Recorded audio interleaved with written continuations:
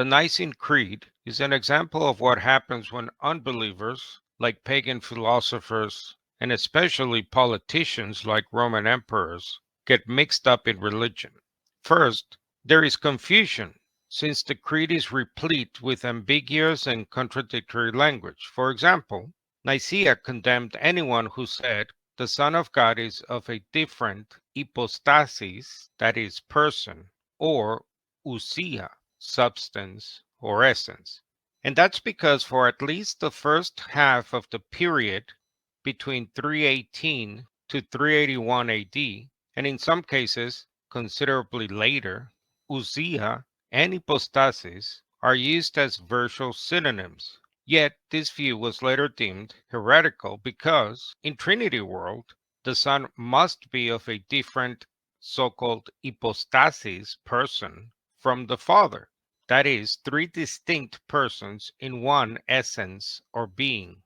The noted church historian Richard Hansen adds that not many who have written upon the subject of the Creed of Nicaea have observed the serious difficulty presented by it, and in fact there were present at the council people such as Marcellus of Ancrea, who were quite ready to maintain that there is only one hypostasis, person, in the Godhead, and who were later to be deposed for heresy because they believed this.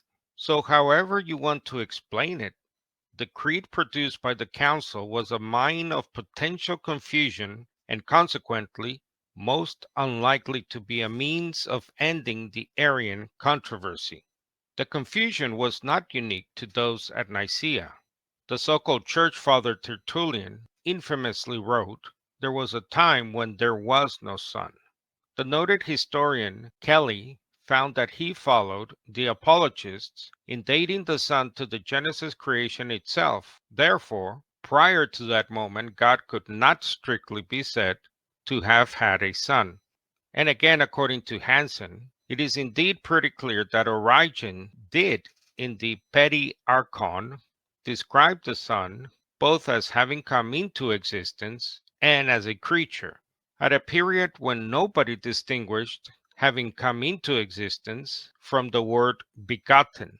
But at the same time, Origen declares his belief in the eternity of the Son as a distinct entity from the Father in the same work called Petty Archon.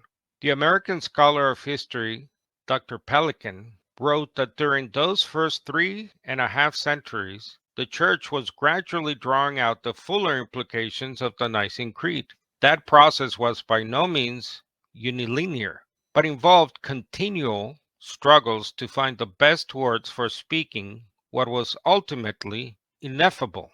When articulating the faith of the Church, the outcome of those struggles over language was highly complicated and often almost counterintuitive.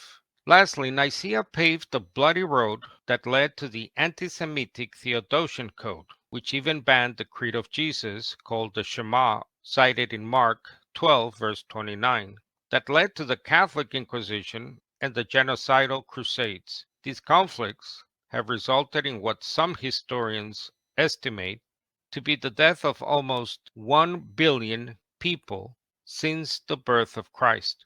Also, a strong argument can be made for the fact that the Nicene Creed is in reality a Platonic creed, in other words, non-biblical.